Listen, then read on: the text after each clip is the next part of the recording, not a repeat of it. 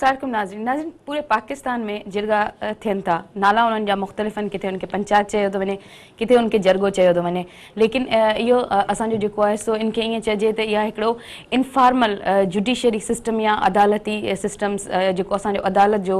System आहे उन सां गॾु पैरेलल गॾु इहो सिस्टम बि पूरे पाकिस्तान में आम आहे स्पेशली अगरि पर्टिकुलर सिंध जी ॻाल्हि कयूं त सिंध में बि जरगा ओतिरी ई तादाद में बल्कि रोज़ जो मामूल आहिनि इहा ॿी ॻाल्हि आहे त 2013 में सुप्रीम कोर्ट हिकिड़ी जजमेंट जारी कई उन बुनियाद ते उन जजमेंट में इहो चयो वियो हो त हाणे जरगा बैन आहिनि ऐं हुकूमत जेके सूबाई ऐं वफ़ाक़ी हुकूमत आहिनि ऐं उहे पाबंद आहिनि त इनखे अमल करवाईंदियूं ऐं इहे जेके जिरगा आहिनि इन्हनि ते पाबंदी हूंदी ऐं इन्हनि ते बैन हूंदो ऐं जेके कानून लागू कंदड़ इदारा आहिनि उन्हनि खे अगरि को जिरगो थिए थो त हू उन्हनि ते एक्शन खणंदा ऐं इन्हनि जरगनि खे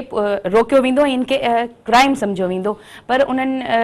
ऐं स्पेशली इन्हनि जरगनि सां औरतुनि ते खे केतिरो नुक़सानु थिए थो अगरि असां उन हिसाब सां ॾिसूं त जेके संग चटी ॾिना था वञनि या उहे औरतूं जेके ॿिनि ट्राइबनि जा जेके झेड़ा थियनि था उन्हनि झेड़नि खे ख़तमु करण जे लाइ बि औरतूं जेके आहिनि से ॾिनियूं वेंदियूं आहिनि ॿारड़ियूं जेके नंढियूं आहिनि उहे ॾिनियूं वेंदियूं आहिनि इन जिरग सिस्टम खे कीअं जेको आहे जजमेंट जे बावजूदि इन ते अमल छो न पियो थिए ऐं इन सां कहिड़ो नुक़सानु आहे अॼु इन ते ॻाल्हाईंदासीं ऐं भली कार चां थी पंहिंजे गेस्ट्स खे असां सां गॾु आहिनि बैरिस्टर ज़मीर घुमरो साहब पाण बैरिस्टर बि आहिनि उन खां अलावा राइटर बि आहिनि ऐं घणी गहरी नज़र आहे उन्हनि जी इन्हनि सभिनि इशूज़ ते उन खां अलावा असां सां गॾु आहिनि SSP जावेद जसकाणी साहब पाण नाले सां जीअं सुञाता वञनि था SSP बि आहिनि ऐं जीअं त इन्हनि जो इंटीरियर जो ऐं ॿिया जेके डिस्ट्रिक्ट आहिनि उन्हनि सां बि तालुक़ु रहियो आहे त जिरगा ऐं उन्हनि इशूज़ ते इन करे वधीक बहितर तरीक़े सां ॻाल्हाए सघनि था त पुलिस जो रोल छा आहे ऐं पुलिस खे छा करणु घुरिजे उन सां गॾु असां सां आहिनि ग़ज़ाला सियाल पाण PPP जूं MP आहिनि अॼु ॻाल्हाईंदासीं तव्हां टिन्हिनि सां ऐं जेको जिरगनि जो सिस्टम आहे स्टार्ट ज़मीर साहब तव्हां खां कयूं था त जुलाई 2013 में NCSW हिकिड़ी पिटीशन विधी हुई उन तहत जेको आहे हिकिड़ी जजमेंट जारी थी त हाणे सूबाई ऐं वफ़ाक़ी हुकूमतूं जेके आहिनि से जरगनि ते पाबंदी हूंदी ऐं उहे इनखे एक्शन खणी इनखे रोकराईंदियूं तव्हांजे ख़्याल में इन ते केतिरो इन जजमेंट खां पोइ उन ते केतिरो अमल थियो आहे या न थियो आहे या पार्शली थियो आहे या न थियो आहे त उनजी वजह छा आहे मेरे ख्याल में पहिरियों जेको जजमेंट आयो जेको वॾो हिस्टोरिकल हो 2004 में रहमत हुसैन जाफ़री साहब वाइल सिटिंग इन सखर ॾिनो हो ऐं उन चयो त इहे जिरगा जेके आहिनि उहे पैरेलल जुडिशल सिस्टम आहिनि उन्हनि जी इजाज़त नथी ॾेई सघिजे ऐं 2004 खां वठी अॼु 2016 आहे त गुज़िरियल 12 सालनि में मुंहिंजे ख़्याल में लॻे थो त उहो पैरेलल जेको जुडिशल सिस्टम आहे उहो जीअं जो तीअं क़ाइमु आहे ऐं मुख़्तलिफ़ तरीक़नि सां जेको आहे उहो हले पियो उहो उन जे करे जो रिट ऑफ द स्टेट जेको आहे सो तमामु वीक आहे जेको स्टेट जी रिट आहे जॾहिं वीक थिए थी त पोइ पैरेलल सिस्टम समूरा कमु करणु शुरू थियनि था बिरादरियूं पंहिंजा फ़ैसिला पाण कराइनि थियूं जिरगा थियनि था इवन ऑनर किलिंग्स में जेको आहे सो हुन ते लीगल हेयर्स ते जेको आहे सो प्रेशर विधो थो वञे त स्टेट जॾहिं किथे बि वीक हुजे थी त पोइ पैरेलल सिस्टम हले थो जेकॾहिं स्टेट किथे बि उन्हनि जी लॉ एनफोर्समेंट वेरी स्ट्रांग आहे त पोइ पैरेलल सिस्टम नथो हले त मुंहिंजे ख़्याल में सुप्रीम कोर्ट ऐं हाई कोर्ट जजमेंट्स ॾेई छॾिया त भई इन्हनि ते अमल कयो हाणे it's up to the government तव्हां वटि जॾहिं जिरगा जेको आहे सो रिपोर्ट थियनि था अख़बारुनि में खुले आम थियनि था उनजो हिकिड़ो एस्पेक्ट ॿियो बि आहे त किसास ऐं दियत ऑर्डिनेंस जेको 1990 में आयो उन में मर्डर खे जेको आहे कंपाउंडेबल ऑफेंस कयो वियो त उन में सॼो मसइलो थियो आहे त जेको आहे जीअं त मर्डर हिकिड़ो कंपाउंडेबल ऑफेंस आहे इन जे करे असां मुख़्तलिफ़ धुरनि खे ठाहे ऐं उहो सरचार करायूं था ऐं उहो जेको एग्रीमेंट आहे उहो कोर्ट में जमा करायूं था जंहिंजे करे जेको आहे सो उहो धुरियूं ठही वञनि थियूं बिग जेको एलिमेंट आहे इहो हू उनखे जस्टिफिकेशन इन करे था ॾियनि पर मां सम्झां थो त कंहिं बि लिहाज़ खां जेको आहे सो को बि जेको फ़ैसिलो या जिरगो आहे उहो पैरेलल जुडिशल सिस्टम ई अचे थो ऐं जेकॾहिं उन ते जेको आहे सो केस दाख़िल नथो थिए स्टेट उन ते एक्शन नथी खणे त पोइ स्टेट जा जेके इंस्टीट्यूशन्स आहिनि उहे वीक था थी वञनि उहे लॉ एनफोर्समेंट जेको आहे सही कोन थी थिए क्रिमिनल जस्टिस एडमिनिस्ट्रेशन सिस्टम जेको आहे उन में होम डिपार्टमेंट अची थो वञे पुलिस अची थी वञे जेल्स अची था वञनि कोर्ट्स अची थी वञनि उहो सॼो पाण में जेको आहे सो ॻंढियल आहे हिकिड़े तौर ते उहो जेकॾहिं इफेक्टिवली जेको आहे इन शइ खे चेक न कंदो तेसिताईं इहो पैरेलल सिस्टम जारी रहंदो ठीक बिल्कुल तव्हां सां गॾु जीअं पाण ज़िक्र कयो त इहे सभु स्टेक होल्डर्स आहिनि कोर्ट बि आहिनि में पुलिस डिपार्टमेंट बि आहे गवर्नमेंट बि आहे लॉ बि आहे त ऐं जावेद साहब खां इहो पुछणु चाहींदसि जावेद साहब उन ई जजमेंट में इहो चयो वियो त जेके कानून लागू कंदड़ इदारा आहिनि उहे इन ते चेक रखंदा जीअं ज़मीर साहब चयो त मतिलबु इन खे इम्प्लीमेंट कराइण जी ज़रूरत आहे इन कानून खे उहे चेक रखंदा त इन ते अमल थिए पियो न तव्हांजे ख़्याल में मतिलबु लोकल लेवल ते पुलिस इन हवाले सां इन ते छो कमु कोन कयो आहे ऐं मतिलबु स्पेशली अमल छो न कराए सघी आहे इन ते ॾिसो हिकिड़ी ॻाल्हि त इहा आहे त इहे ट्रेडिशनली ऐं कल्चरली पुराणो सिस्टम हिकिड़ो हलियो पिए जॾहिं पाकिस्तान जे वजूद खां पहिरीं बि ऐं जॾहिं इहा जजमेंट आई सिंध हाई कोर्ट जी 2004 में तॾहिं उन्हनि बिल्कुलु तव्हांजी ॻाल्हि सही आहे उन्हनि चई छॾियो पुलिस खे त एप्रोप्रिएट मेयर्स खणे ऐं उनखे इम्प्लीमेंट कराए ऐं उनजो माना हिकिड़े क़िस्म जो कॉग्निजेबल ऑफेंस सम्झी करे उनजे ख़िलाफ़ एक्शन करे ऐं रजिस्टर करे FIR जेके बि ज़िम्मेदार उन में अचनि था जेके जिरगा कराइनि था मेन इशू आहे त हिकिड़ा आहिनि जिन्हनि जे विक्टम्स हूंदा आहिनि मतिलबु मुख़्तलिफ़ इशूज़ थियनि था असांजी सोसाइटी में ऐं उनजा जिरगनि जा कारण त घणा आहिनि अगरि असां एनालिसिस उनजो कंदासीं त उहो घणो अंदरि हलिया वेंदासीं जंहिंमें माना माण्हू सम्झनि था त जल्दी इंसाफ़ मिले थो ऐं कोर्टनि में टाइम लॻे थो ऐं उते ख़र्चु करिणो पए थो हिते मतिलबु जल्दी में असां पंहिंजी राजूनी हिसाब सां माना कंदा आहिनि माण्हू पर जॾहिं त इहो हिकिड़ो अनलॉफुल अनकॉन्स्टिट्यूशनल ऐं इलीगल करार ॾिनो वियो त उनखां पोइ त को का शक जी ॻाल्हि कोन्हे ऐं इन करे बि ॾिनो वियो त इहो बेसिक ह्यूमन राइट्स खे जेको वायोलेट करे पियो ऐं हिकिड़ो फ्यूडलिस्टिक सोसाइटी खे डोमिनेट करण जे लाइ हिकिड़े क़िस्म जो हिकिड़ो नेटवर्क ठहियल आहे जेको फ्यूडल्स खे माना स्ट्रॉन्ग करे थो इन जी इम्प्लीमेंटेशन में मसइला अचनि था पर आउं इहो बि चवंदुसि त जॾहिं खां ई डिसीशन आया आहिनि 2013 में जॾहिं सुप्रीम कोर्ट 2012 में नवंबर में 100 मोटो वरितो उनखां पोइ वरी 13 में उनजो कॉन्स्टिट्यूएंट डिसीजन आयो उन में त सफ़ा इनखे क्लियर कयो वियो ऐं जिरगा रुगो सिंध में कोन था थियनि जिरगा सिस्टम बलूचिस्तान ऐं असांजे खैबर पख्तूनख्वा में बि आहे पंजाब में घटि आहे पर माना ॿियो रीज़न इन जो इहो बि हो इम्प्लीमेंट थियनि माना जेका इम्प्लीमेंटेशन में मसइला अचनि था उनजो ॿियो रीज़न इहो हो त माना जेको पुलिस एक्शन खणे पई खया बि पुलिस एक्शन ख़ासि तौर ते जेके ह्यूमन राइट्स सां रिलेटेड इशूज़ जिरगनि में अचनि पिया उन्हनि में पुलिस एक्शन खया ऐं मुख़्तलिफ़ ज़िलनि में कानून नाफ़िज़ कंदड़ इदारनि उन्हनि जे ख़िलाफ़ FIR बि कयूं उहे कोर्ट्स में बि विया पर जीअं त ही असांजो क्रिमिनल जस्टिस सिस्टम आहे जेको सॼो डिपेंड करे थो कंप्लेनेंट ऐं विटनेसिस ते हुननि जा इशूज़ पाण में हूंदा आहिनि हुननि जी हिकिड़ी कम्यूनिटी हूंदी आहे हू पंहिंजे सरदारनि खे ऑनर कंदा आहिनि माण्हू पोइ जहालत जे करे कनि था या कल्चर जे करे कनि था उनमें घणियूं शयूं आहिनि उनमें स्टेट जो जेको वज़न आहे उते टुटी थो वञे जॾहिं हिकिड़ो कंप्लेनेंट माना पंहिंजे पाण खे सरेंडर करे थो छॾे ज़मीर साहब चयो त कंपाउंडेबल ऑफेंस आहे वरी इस्लामिक कानून बि आहे उनजी जाइ ते माना हिकिड़े क़िस्म जो हार्ड एंड फास्ट ऐं स्ट्रॉन्ग को इन्फोर्समेंट करण में मसइलो थिए थो पुलिस खे ॿियो इहो आहे त यूनिफॉर्म इम्प्लीमेंटेशन न थी किथे किथे सुठी थी किथे किथे सफ़ा कोन थी ऐं कंप्रोमाइज़ सोसाइटी असांजी इन करे बि आहे जो असां वटि डेमोक्रेटिक सिस्टम आहे डेमोक्रेटिक सिस्टम में तव्हांखे ख़बर आहे हेड्स आर काउंटेड ठीक है ना हेड्स आर काउंटेड माना जेको सरदार फ़ैसिलो करे थो उनजी कम्युनिटी में हुनजा हज़ारे माण्हू आहिनि लखे माण्हू आहिनि जेके हुनखे वोट ॾीनि था पोइ उहे पॉलिटिकल पार्टीज़ सां एसोसिएटेड आहिनि पोइ माना किथे न किथे इहा शइ कमज़ोर थी वञे ऐं इम्प्लीमेंटेशन में मसइलो अचे थो पर हाणे जीअं त असांजे लेजिस्लेटिव असेंबलीज़ जे अंदरि बि इहा अवेयरनेस उभरे पई ऐं आउं सम्झां थो त आस्ते आस्ते इन शइ ते ज़ीरो टॉलरेंस थींदो ऐं असांजा पढ़ियल लिखियल माण्हू असेंबलियुनि में बि वेठा आहिनि जेके कानून बि ठाहिनि था ऐं जेको हिकिड़ो माहौल ग्रास रूट लेवल ताईं इहो ट्रिकल डाउन तॾहिं थींदो जॾहिं असांजी पढ़ियल लिखियल लॉट जेका आहे उहा असेंबलियुनि में इलेक्ट थी वेंदी ऐं इहो जेको फ्यूडल माइंड सेट आहे इहो आस्ते आस्ते लिक्विडेट थींदो पर हिन में टाइम लॻंदो ऐं इम्प्रूवमेंट आहे ईअं न आहे त मतिलबु जिते असां शुरू कयो उते बि ठाहियूं इम्प्रूवमेंट आहे जी जी बिल्कुलु आहे ग़ज़ल तव्हां गवर्नमेंट जो हिसो बि आहियो ऐं वुमेन लेजिस्लेशन में तव्हांजो हिकिड़ो किरदारु तव्हांजो बि रहियो आहे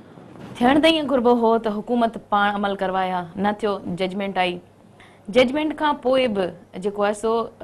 CM हाउस में बि जरगो थियो जजमेंट खां पोइ अगरि यादि हुजे मूं नालो नथी खणणु चाहियां हुन CM जो लेकिन जजमेंट खां पोइ हिकिड़ो जरगो CM हाउस में थियो ऐं केतिरा ई अहिड़ा जरगा आहिनि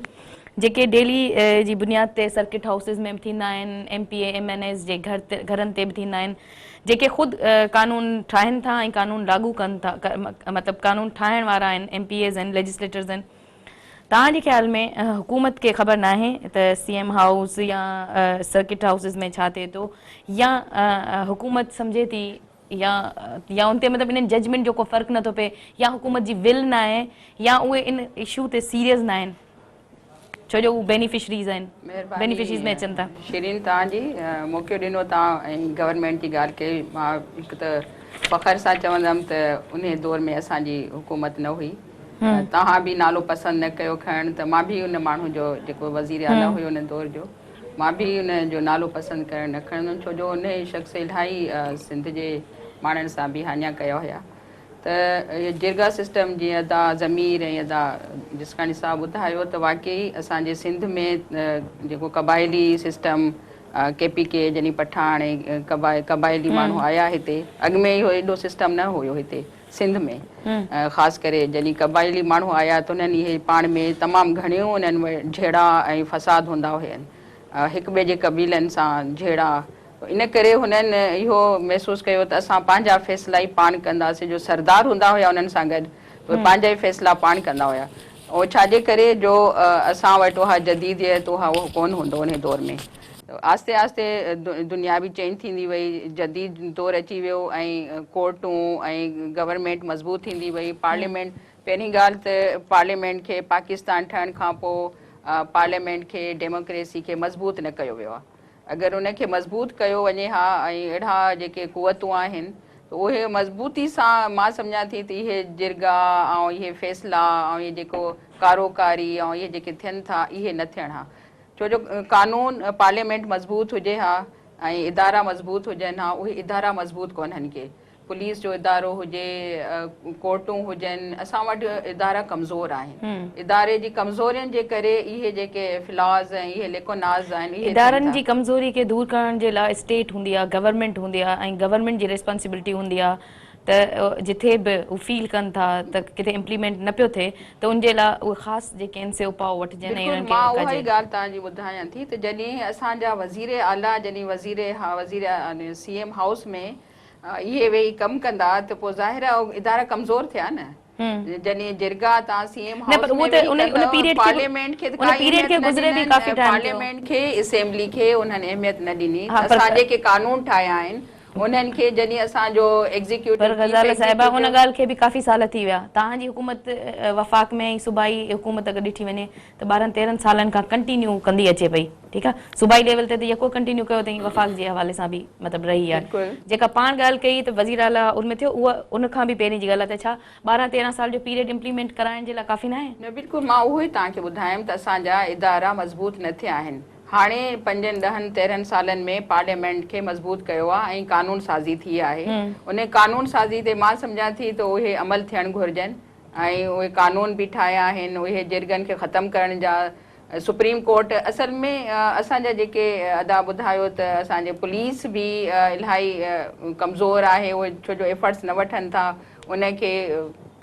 पार्लियामेंट त भई कानून ठाहे तव्हां वटि पहुचाए थी, कानून ते अमल करण जेके इदारा आहिनि, पुलिस आहे, कोर्टूं आहिनि, असांजो मां सम्झां थी त असांजो अदालती निज़ाम कमज़ोर आहे। लेजिस्लेटर पंहिंजो कमु कयो आहे, पर again I am asking about government जेका उनजी मशीनरी आहे। तव्हां पंहिंजो कमु ऐं तव्हां एज़ ए MPA तव्हांजे हवाले सां चवां पई था लेजिस्लेशन थी आहे, पर अगेन जॾहिं इम्प्लीमेंटेशन जी ॻाल्हि थिए थी त government is responsible for the मतिलबु इम्प्लीमेंट करवाइण जे लाइ। डिपार्टमेंट आहिनि, उनमें लॉ डिपार्टमेंट आहे, उनमें पुलिस, गवर्नमेंट में इहे इदारा ईंदा आहिनि, उन सां गॾु रिलेटेड आहिनि इहे इदारा। पोइ उहे इदारनि खे उहा कमज़ोरी अलाए छो आहिनि जो उहे छो नथा इम्प्लीमेंट कराइनि हिन महिल ताणी। ॻाल्हायूं था, कंटिन्यू कयूं था जेसिताईं ब्रेक जो टाइम थिए। नाज़रीन वठूं था हिकिड़ो नंढो ब्रेक।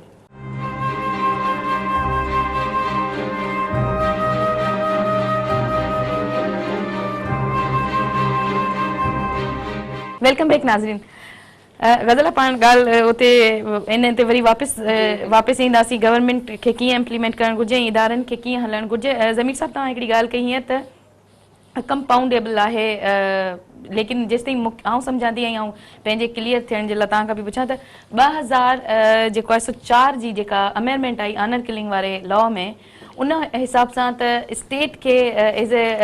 मतिलबु पार्टी थी ऐं केस करिणो आहे न, उन में इहो ख़तमु थी चुको आहे या न थी चुको आहे? कसाद वारो मर्डर जेको आहे न अञा ताईं कंपाउंडेबल ऑफेंस आहे, शेड्यूल्ड आहे, जेको मर्डर थिए थो दैट्स कंपाउंडेबल। बाक़ी इहो उन में थियो हो त स्टेट जेकॾहिं को ऑनर किलिंग जो केस ऑनर किलिंग जो अगरि केस थिए ऐं थो, हा, जेके लीगल हेयरसन जा वास्तेदार माण्हू आहिनि उहे केस नथा दाख़िल कराइण चाहिनि त पोइ स्टेट कराए सघे थी। अच्छा, त इन शइ में जेको आहे फंडामेंटल डिफरेंस आहे। As far as implementation is concern त इम्प्लीमेंटेशन में ॾिसो न मुख़्तलिफ़ इदारा अची वञनि था, हिकिड़ो न आहे। पुलिस आहे, कोर्ट्स आहिनि, उन खां पोइ जेको आहे सो होम डिपार्टमेंट आहे, गवर्नमेंट जा मुख़्तलिफ़ डिपार्टमेंट्स आहिनि even, and they have to act in unison. त जॾहिं तव्हांजी ब्यूरोक्रेसी इंडिपेंडेंट कोन हूंदी दैट विल बी तव्हांजी जेको आहे सो एसपी खे 6 महीना न थींदा त बदिली कंदव। Police is not independent, it's under political control. जेसि ताईं ब्यूरोक्रेसी खे तव्हां पॉलिटिकल कंट्रोल मां आज़ादु न कंदव, उन्हनि जो जेको टेन्योर आहे उनखे सिक्योर न कंदव, उनखे जेको आहे फ्रीडम न ॾींदव ऑपरेशन जी। छो त ऑपरेशन जेको बि आहे उहो ऑपरेशनल फंक्शन्स जेके आहिनि उन में हर इदारो जेको आहे इंडिपेंडेंस हुजे थो, उहो बोर्ड ऑफ रेवेन्यू हुजे, उहो पुलिस हुजे या ॿिया डिपार्टमेंट्स हुजनि, पर उन्हनि खे ऑपरेशनल इंडिपेंडेंस कोन्हे। छो त ट्रांसफर एंड पोस्टिंग जेका आहे उहा आहे रिवार्ड एंड पनिशमेंट। जेकॾहिं तव्हां उनखे ख़तमु नथा करे सघो, उन्हनि इदारनि खे इंडिपेंडेंट नथा कयो, उहे कानून मुताबिक़ अमल कोन था थियनि, त कंहिं बि लाह ते, छा हीअ अलाह छा कंहिं बि लाह ते अमल कोन थो थिए। सोसाइटी में तव्हां ॾिसो था त कंहिं बि लाह ते अमल आहे, इवन मर्डर जी FIR दाख़िल करण लाइ माण्हू कोर्ट में था वञनि। इहा सूरत हाल आहे, छो त police is not independent, bureaucracy is not independent, it's under the political administration. Political administration खे घुरिजे त बिल्कुलु ब्यूरोक्रेसीअ खे जेको आहे सो मथां असेंबली जे जेको आहे सो लॉ जे कंट्रोल में हुजे, उते हू कंट्रोल्स रखनि। डिफरेंट कंट्रोल्स आहिनि ब्यूरोक्रेसी ते, पर as far as operational independence is concern, जेसि ताईं तव्हां उन्हनि खे उहा न ॾींदव तेसि ताईं तव्हांजे कंहिं बि लॉ ते अमल कोन थींदो। उहो सिलेक्टिवली कनि था, सिलेक्टिवली जेको आहे सो लॉ अप्लाई कनि था, मूं ते थींदो, तव्हां ते थींदो, उन्हनि ते न थींदो। ठीकु आहे न, जेको इन्फ्लुएंशियल हूंदो, जेको फ्यूडल हूंदो, उन ते कोन थींदो। उहो मर्डर बि करे वेंदो त मर्डर जा उन ते दाख़िल करे ॾेखारियो FIR, माना उहो उन मां नेट मां निकिरी वेंदो। त अक्रॉस द बोर्ड जेको आहे लॉ, उहो इम्प्लीमेंट करण लाइ तव्हांखे इदारा जेके आहिनि उहे आज़ादु घुरिजनि, उहे तव्हांखे इंडिपेंडेंट घुरिजनि, उनखे ऑपरेशनल जेको आहे सो इंडिपेंडेंस घुरिजे। हा, तव्हां प्रोविंशियल लेवल ते मुख़्तलिफ़ कंट्रोल्स उन ते क़ाइमु करे सघो था। फॉर एग्ज़ाम्पल एंटी करप्शन जो कंट्रोल आहे, तव्हां वटि इंटरनल कंट्रोल्स आहिनि, तव्हां वटि रेगुलेटरी फंक्शन्स आहिनि जेके गवर्नमेंट जेको आहे सो उन्हनि ते चेक रखी सघे थी। बाक़ी इहो त जेको आहे सो तव्हां हर ऑफिसर जे कॾहिं को दादा ही मां फ़ोन कयां थो, ही कमु करे छॾ, न कंदी त पोइ जेको आहे तुंहिंजी मां ट्रांसफर करे छॾींदुसि। This is the practice. त माना कानून चए थो त इवन इन बिज़नेस रूल्स में जेको सिंध गवर्नमेंट जा आहिनि उन्हनि में लिखियलु आहे त सेक्रेटरी जेको आहे सो घटि में घटि 3 साल जेको आहे सो टेन्योर पोस्टिंग आहे, उन जे पीरियड में वाध थींदी, अटैच डिपार्टमेंट जो जेको हेड आहे, जीअं IG आहे या डायरेक्टर जनरल्स आहिनि, उन्हनि जो 5 साल आहे, 5 इयर्स। अच्छा, उहो बि उन जो पीरियड वधाए सघिजे जो घटाए नथो सघिजे, पर ही ट्रांसफर जेको आहे सो आहे रिवार्ड एंड पनिशमेंट। तव्हां जेकॾहिं ईअं कंदव त सॼी जेका बि ब्यूरोक्रेसी आहे या जेका बि पुलिस एडमिनिस्ट्रेशन आहे उहा त जेको आहे सो डावाडोल थी वेंदी न, उहा कमु कीअं करे सघंदी। त जेकॾहिं असां हिकिड़ो पूरो system criminal justice administration system जो नथा रखूं, उन जूं वीकनेसिस ख़तमु नथा कयूं in the interest of the province, across the board उन में अकाउंटेबिलिटी नथा कयूं, त बाबा ही असां फर्द खे जेको आहे सो इम्पोर्टेंस नथा ॾियूं, असां सिस्टम खे था ॾियूं। हाणे फर्द खे इम्पोर्टेंस आहे ऐं का बि चेक कोन्हे, को बि चेक एंड बैलेंस कोन्हे सिस्टम में, उन जे करे लॉ जी इम्प्लीमेंटेशन कोन्हे का, उन जे करे हाणे इहो ही लॉ न आहे, सभिनी लॉज में ही आहे, जिते किथे सोसाइटी में जेका बि बने रहियो सोशल जस्टिस कोन्हे को। माण्हुनि खे तव्हां ॾिसंदव मेरिट ते नौकिरी कोन मिलंदी, this is concerns of social justice. तव्हांजी अपॉइंटमेंट आहे उहा जेको आहे सो तव्हांजी मेरिट ते हुजणु घुरिजे, तव्हांजी ट्रांसफर पोस्टिंग टेन्योर हुजणु घुरिजे, जीअं लॉ में आहे। तव्हांजी जेको आहे सो कॉन्ट्रैक्ट्स जेको आहे सो जेके आहिनि, जितां जेको आहे सो रिश्वत थिए थी, उहे जेको आहे सो सेपरा हाणे पेपरा हाणे कंट्रोल ठहिया आहिनि, पर उहे ओपन ऐं ट्रांसपेरेंट हुजनि, पोइ करप्शन कोन थींदी। इहे 3 शयूं आहिनि न करप्शन खे जेको आहे रोकण लाइ या लॉ खे इम्प्लीमेंट करण लाइ, इहे 3 शयूं आहिनि। इहे 3 शयूं जेसि ताईं सिंध गवर्नमेंट जेको आहे सो वेही ऐं पाण कुर्बानी न ॾींदी, छो त उनखे पाण खे कुर्बानी ॾियणी आहे, उहा पाण कुर्बानी न ॾींदी, उनखे सही न कंदा, सूबे जा हालात न सुधरंदा, पोइ असांखे अची को ॿाहिरों इहो चवंदो त बाबा असां था अचूं, शायदि तव्हां नथा संभाले सघो। ठीकु आहे न, जेको अमूमन थींदो रहियो आहे। तव्हां जेकॾहिं खाल छॾींदव त ॿियो उनजे करे खाल खे न छॾियो, तव्हांखे कुर्बानी ॾियणी पए, माण्हुनि जी कुर्बानी ॾियणी पए, पंहिंजी कुर्बानी ॾियणी पए, तव्हां उन सिस्टम खे सही था करे वञो, that's the biggest achievement of the government. अॼु ॾींहं ताईं उहा कोन थी, एतिरनि सालनि में न थी सघी आहे। सर, जीअं त ज़मीर साहब बि चयो त तव्हांजे ख़्याल में पॉलिटिकल प्रेशर आहे, या सॉरी टू से मूं 1-2 जेके रिपोर्ट्स में पढ़ियो त त हिकु ॿ जिरगा थिया जिन में उते जो जेको SSP आहे उते जो जेको DSP आहे उहे पिणु शामिल हुआ उन जिरगे में वेठा हुआ, ठीकु आहे। त तव्हांजे ख़्याल में पुलिस ते प्रेशर आहे त उहे जेको आहे सो इम्प्लीमेंट न करवाए या पुलिस जो पंहिंजो फ़ाइदो आहे, उहो बेनिफिशरी आहे? ज़मीर साहब जेका ॻाल्हि कई उन सॼे सीनियर खे एक्सटेंड कंदे इहो चवंदुसि त पुलिस जो हिकिड़े जिरगे में को अहिड़ो ज़ाती इंट्रस्ट कहिड़ो थो थी सघे, अगरि असां सोचूं त को कोन थो थिए, इन में अहिड़ी त ॻाल्हि कोन्हे। इहो आहे न पैसा त उन्हनि खे हूअं बि मिली सघनि था, ॿिए तरीक़े सां मिली सघनि था। इहो मूं हुन में जेको पढ़ी न्यूज़ उन में इहो हो त जॾहिं पनिशमेंट रखी वई, उन जेका फाइन हुई उहा डिवाइड थी हुई, उते जे वॾेरे खे बि, उते जे पुलिस वारे खे बि, ऐं जेके जेके उन में शामिल आहे न, जेको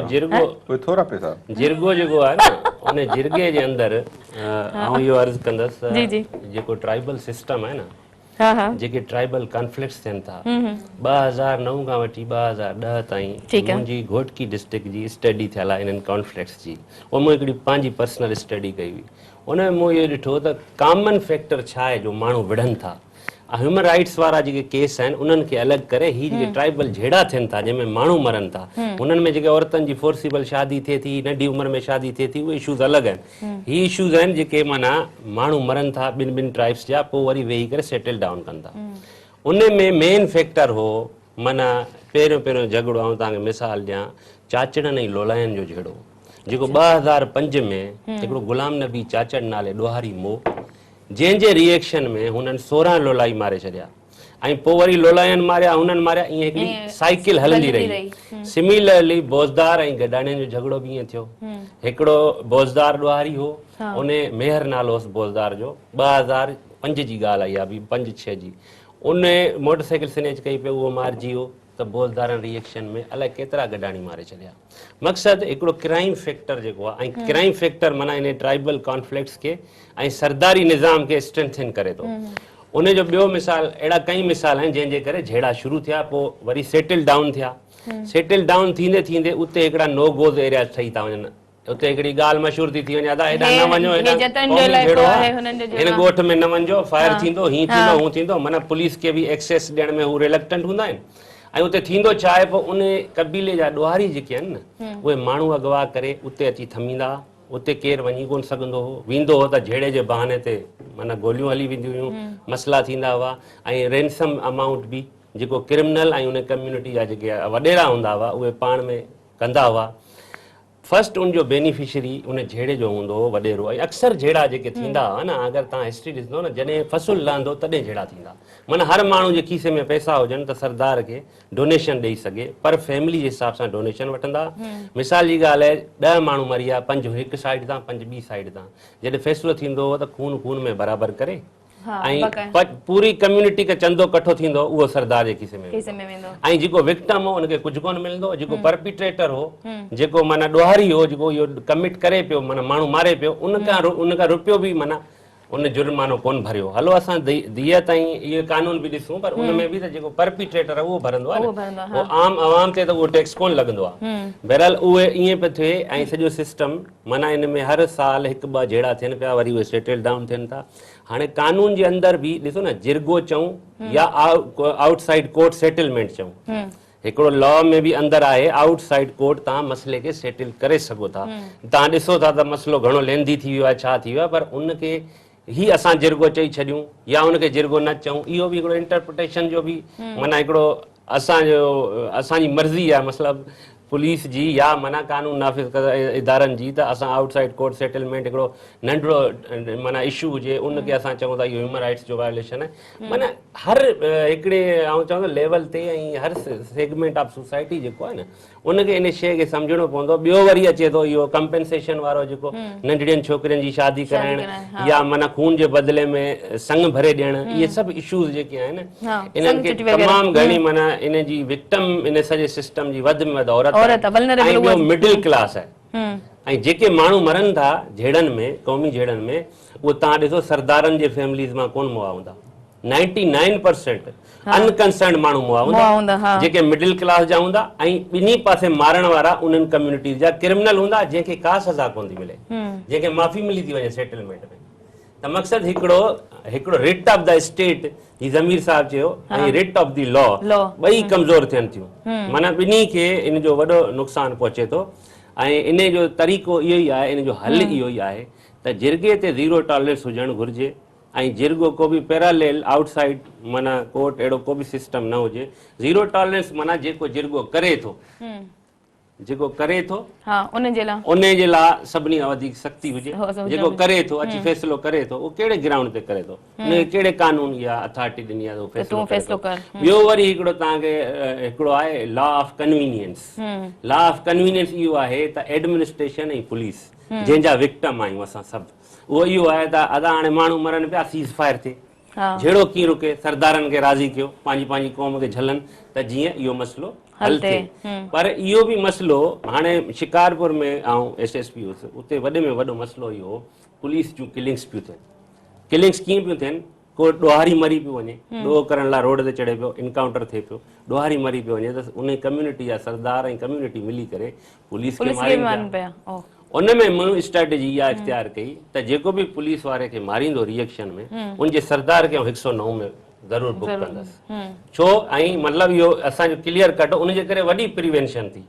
ऐं जेके स्टेट पाण कॉग्निजेंस वठी करे जिरगनि जा केस कया उते बि ठीकु ठाक प्रिवेंशन थी बहरहाल जेकॾहिं विल हुजे गवर्नमेंट जी विल हुजे गवर्नमेंट जी सपोर्ट हुजे त उनखे इम्प्लीमेंट करवाए सघे टेन्यूअर जी ॻाल्हि आहे टेन्यूअर जी ॻाल्हि आहे कंटिन्यू कयूं अगरि ब्रेक वठी वठूं तव्हां वारी ॻाल्हि त अञा ॻाल्हि थिए थी त ब्रेक अची थी वञे नाज़रीन वठूं था हिकिड़ो नंढिड़ो ब्रेक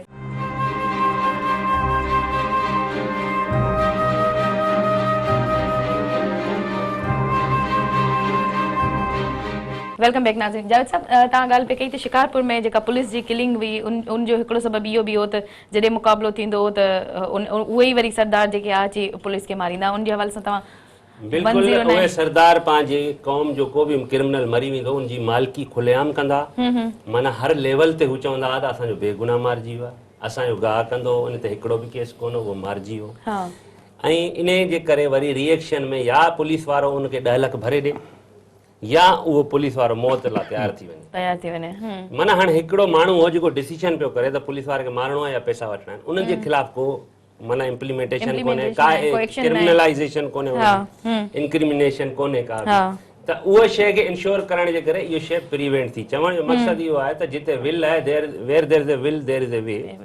ऐं असांखे सोचणो पवंदो ही पुराणा जेके फरसूदा सिस्टम आहिनि असांखे बेसिकली जेको असांजो रीज़न आहे न इंटीरियर सिंध में अगरि ॾिसिजे त उहा जहालत आहे तालीम जो न हुजणु आहे ॿियो कुझु कोन्हे जिते बि तालीम पहुती आहे उते माण्हुनि खे फ्रीडम मिली आहे आज़ादी मिली आहे इन्हनि फरसूदा सिस्टम्स खां जिते जिते तालीम पहुती आहे त बहरहाल इन में इम्प्लीमेंटेशन में मसइला आहिनि पर असांखे इहो बि सम्झणु घुरिजे त जेको लॉ ऑफ कन्वीनियंस आहे उनखे बि ॾिसणो पए थो किथे किथे बिल्कुलु कोर्टनि जा जेके मसइला थियनि था या मिसाल जी ॻाल्हि हाणे जेके एब्सकांडर्स थियनि था असांजा या POs थियनि था घणो करे एब्सकांडर्स थींदा आहिनि हाणे जेके इहे मसइला हूंदा आहिनि ट्राइबल कॉन्फ्लिक्ट जा उन्हनि में हिकिड़ी FIR में 70 माण्हू बुक हूंदा आहिनि पोइ मसइला उन्हनि जा सेटल बि थी वेंदा आहिनि कोर्टनि में बि सेटल थी वेंदा आहिनि पर उहे हलंदा पिया आहिनि एब्सकांडर्स पोइ पुलिस जो बि धंधो हूंदो आहे हुनमें जेको वठंदा आहिनि तो रूपो शई पोइ हुन सां सेटल कंदो आहे मसइलो जेके नामालूम लिखियल हूंदा आहिनि उनमें बि कंहिंखे बि चाहिनि नामालूम आहे बिल्कुलु इहो जेको डिस्क्रेशन आहे ऐं वैक्यूम जे करे थिए थो ऐं इनखे सभिनी शयुनि खे रेशनलाइज़ करणु घुरिजे पर माना हाणे उहो टाइम आहे जंहिंमें माना फंडामेंटल राइट्स जे प्रोटेक्शन लाइ एतिरी असांजी सोसाइटी अवेयर थी वई आहे असांजा इदारा बि अवेयर आहिनि पर इदारनि खे उन जी स्ट्रेंथ खपे जीअं ज़मीर साहब चयो त हर कानून जे अंदरि जेको टेन्यूअर आहे उहो टेन्यूअर ॾिनो वञे टेन्यूअर खां सवाइ कुझु कोन थींदो ऐं हा इहा अकाउंटेबिलिटी सख़्तु हुजे ऐं हिते हिकिड़ी सुप्रीम कोर्ट जी 2015 में हिकिड़ो डिसीजन आयो आहे हिकिड़ी सिविल पिटीशन हुई 1282 उन में आयो सॼो आहे क्रिमिनल जस्टिस जे मथां रजिस्ट्रेशन ऑफ FIR तां मसइलो शुरू थियो आहे उहो माना मसइलो पुलिस SSP चकवाल जे ख़िलाफ़ उहा पिटीशन हुई उन्हनि डिनाए कई हिकिड़ो काउंटर केस पोइ जस्टिस ऑफ पीस डिनाए कयो पोइ हाई कोर्ट उहो केस दाख़िल करायो वरी जंहिं ते केस दाख़िल थियो उहो सुप्रीम कोर्ट में वियो त उन्हनि माना सुप्रीम कोर्ट उन में स्टेप्स बि सजेस्ट कया आहिनि त हिकिड़े क्रिमिनल जस्टिस सिस्टम खे माना मेनली पुलिस एंड प्रोसिक्यूटर उन्हनि खे कीअं स्ट्रेंथन कजे जो ही क्रिमिनल जस्टिस सिस्टम जेको आहे बहितर करे सघे ऑन ट्रैक अचे ऐं इफेक्टिवली कमु करे सघे उन मां मेन जेको हुननि जो आहे न त असांजी कानून जी इंटरप्रिटेशन बि असां पुलिस पंहिंजे तरीक़े सां कंदा आहियूं, वकील पंहिंजे तरीक़े सां कंदा आहिनि, असल त जज सही कंदा उहे आहिनि। त उन में जेको असां CRPC आहे 156 CRPC जंहिंजे मुताबिक़ FIR दर्ज थींदी आहे, उन में उन्हनि क्लियर करे छॾियो आहे त पुलिस खे को अख़्तियार कोन्हे जो उहे कंहिंजी FIR डिनाए कनि, जंहिंजे करे 22 थिए थो, ओके 22 थिए थो वरी कोर्टनि जे करे जीअं साईं चयो त मक़सद हिकिड़ो मर्डर जो केस बि कोर्ट में दाख़िल थो थिए, माना इहा पुलिस जी जेका रिलेक्टेंस आहे या पुलिस में जेका करप्शन आहे उन जे करे इहा मसला थियनि था। हाणे कोर्ट इहो ऑर्डर ॾिनो आहे त हिकिड़ो वेबसाइट ठहे ऐं हिकिड़ो यूनिवर्सल नंबर हुजे जंहिंजे थ्रू डायरेक्ट हर कंप्लेनेंट पंहिंजी कंप्लेन दर्ज करे ऐं उनखे FIR काउंट कयो वञे ऐं FIR जी एविडेंस वारी वैल्यू का कान्हे। असां माण्हुनि खे इहा ॻाल्हि सम्झ में कोन थी, उहा हिकिड़ी इंफॉर्मेशन आहे। ऐं हा लेकिन सर इहो नेट इन ईमेल केतिरा माण्हू यूज़ कंदा, इहो बि इशू आहे न, इहो इशू कोन्हे एॾो। हिकिड़ा माण्हू थाणे ते वञी सघनि था, त माना कंहिंखे हायर बि करे सघनि था, FIR माना ऑनलाइन हुजे, हिकिड़ो फोन नंबर हुजे, उन जे ज़रिए हुजे, इहो इलाही सुठो स्टेप आहे ऐं तमामु बहितरीन आहे, तमामु बहितरीन आहे। मां अर्ज़ु करियां पियो हिकिड़ी ॿी ॻाल्हि आहे जेका मां क्लियर कयां पियो, हिकिड़ो CRPC आहे 157B, उन जे अंदरि SHO खे पावर आहे त हू सम्झे थो हिकिड़ी FIR दर्ज थी वई, उन खां पोइ अगरि हू सम्झे थो ग्राउंड्स आहिनि त ही कूड़ो केस आहे बिल्कुलु, जंहिंखे असां B क्लास कंदा आहियूं, कूड़ो केस आहे, उनजा ग्राउंड्स कोन्हनि, एविडेंस नथी मिले उनखे, त हू इन्वेस्टिगेशन डिनाए करे सघे थो, FIR डिनाए नथो करे सघे। इहो कोर्ट क्लियर कयो आहे ऐं 3 महीननि जो मुंहिंजे ख्याल में फेडरेशन खे प्रोमिसिस खे टाइम मिलियो आहे त तव्हां इन ते इम्प्लीमेंटेशन करियो ऐं तव्हां असांखे ॿुधायो ऐं मतिलबु त तव्हां छा कयो आहे इन मामले में। अल्टीमेटली मुंहिंजो चवण जो मक़सदु इहो आहे त 3 महीना या 3 साल, पर इहो सिस्टम अल्टीमेटली ईंदो जेको हर माण्हू खे एक्सेस हूंदी, घटि में घटि पंहिंजी कंप्लेंट दर्ज कराइण जी, ऐं कोर्ट उन में तक़रीबन 15-20 स्टेप सजेस्ट कया आहिनि प्रोसिक्यूशन ऐं पुलिस खे ठीकु करण जा। उन्हनि में हिकिड़ो अकाउंटेबिलिटी जो बि आहे ऐं उन्हनि में हिकिड़ो टेन्यूअर जो बि आहे, त कंहिंजो टेन्यूअर जेसी मैच्योर नथो थिए अनरीजनेबली तव्हां उनखे रिमूव करियो था, OSD कयो था, इहो नथा करे सघो था, गवर्नमेंट नथी करे सघे, मतिलबु कोर्ट वाज़े कयो आहे, पर हाणे इम्प्लीमेंटेशन अगेन उहो ई आहे त कोर्ट त चई थी छॾे, लेकिन मतिलबु गवर्नमेंट जेका आहे जंहिंखे इम्प्लीमेंट करणो आहे उहा नथी करे। ग़ज़ाली साहिब इन में ई इन ई जजमेंट में इहो बि हो त जेका मतिलबु गवर्नमेंट जो हिकिड़ो कमु इहो बि हूंदो त इहो जेको कानून आयो आहे इन जी अवेयरनेस लाइ, जीअं ॻाल्हि कई जावेद साहब, त माण्हुनि खे ख़बर बि कोन्हे, तालीम बि न आहे, त ज़ाहिर आहे इहे इशूज़ आहिनि। त उन में उन जजमेंट में हिकिड़ी ॻाल्हि इहा बि त गवर्नमेंट जी रिस्पॉन्सिबिलिटी हूंदी, ज़िम्मेदारी हूंदी त तइलीमी इदारनि सां मिली, NGO सां मिली या मीडिया सां मिली इन कानून जी जेका आहे सा अवेयरनेस माण्हुनि में आणींदा ऐं त छा इन मुहिम हलाईंदा अहिड़ी, त उन में को अपडेट आहे तव्हां वटि, का अहिड़ी मुहिम, को अहिड़ो एक्टिविटी, का अहिड़ी सरगर्मी जंहिं तहत इन लॉ जी जेका अवेयरनेस अचे आवाम में आम तौर ते? मां सम्झां थी त गवर्नमेंट ते इलाही स्टेप खयां आहिनि ऐं जीअं अदा ॿुधायो त इन्हनि लॉ ते असां अमल बि करे रहिया आहियूं ऐं गवर्नमेंट बि मुख़्तलिफ़ जेके सिविल सोसाइटीज़ आहिनि उन्हनि सां मिली करे ऐं अवेयरनेस आंदी आहे। पर यदि मां इहो चवां थी त असांजा जेके वरी बि उहा ई ॻाल्हि त वज़ीर आला या कोई वज़ीर उहो डंडो खणी त न बीहंदो, सो जीअं इदारा आहिनि उन्हनि इदारनि खे वरी बि उहे मज़बूत करे, जीअं एजुकेशन, जेसिताणी असां वटि एजुकेशन अवेयरनेस त असां ॾियूं था मीडिया जे थ्रू या असां पंहिंजी असेंबली जे थ्रू या वञी पंहिंजे ॻोठनि में इहे ॻाल्हियूं ॿुधायूं था या असां पढ़िया लिखिया माण्हू। मतिलबु तव्हां न गवर्नमेंट सां मुरादी आहे कि पब्लिक सर्विस मैसेजिस हलंदा आहिनि, जीअं तव्हां ॾिठो हूंदो FM ते त भई ही कानून आयो आहे, त जीअं इवन वोट जे लाइ माण्हू हलाईंदा आहिनि, MPs MNs इहे सभु, ईअं पब्लिक सर्विस मैसेज हलंदा आहिनि, ईअं पंफलेट्स छपंदा आहिनि, ईअं केबल ते हलाईंदा आहिनि, अहिड़ी मुहिम जा मुख़्तलिफ़ हिकिड़ा टूल्स हूंदा आहिनि जेके यूज़ थींदा आहिनि, छा गवर्नमेंट उन हवाले इहे मां सम्झां थी इहे त अञा कोन इस्तेमालु थिया आहिनि, पर इहे थियणु घुरिजनि। इहे ॻाल्हियूं ऐं इहे बुक्स में त अची थियूं वञनि जॾहिं कानून ठहंदा आहिनि ऐं जेके असांजा सुप्रीम कोर्ट वारा इहे जेके ऑर्डर कंदा आहिनि, पर मां इहो बहितरु आहे त उनखे अवेयरनेस अचणु घुरिजे ऐं सभिनी आम माण्हू खे बि ख़बर हुजणु घुरिजे त असांजे लाइ जेके लॉस ठाहिया आहिनि असांजे फ़ाइदे जे लाइ या ह्यूमन बींग जे लाइ, जेके ह्यूमन राइट्स जे लाइ जेके राइट्स असांखे ॾिना विया आहिनि त उन्हनि खे अवेयर बि कयो वञे। मां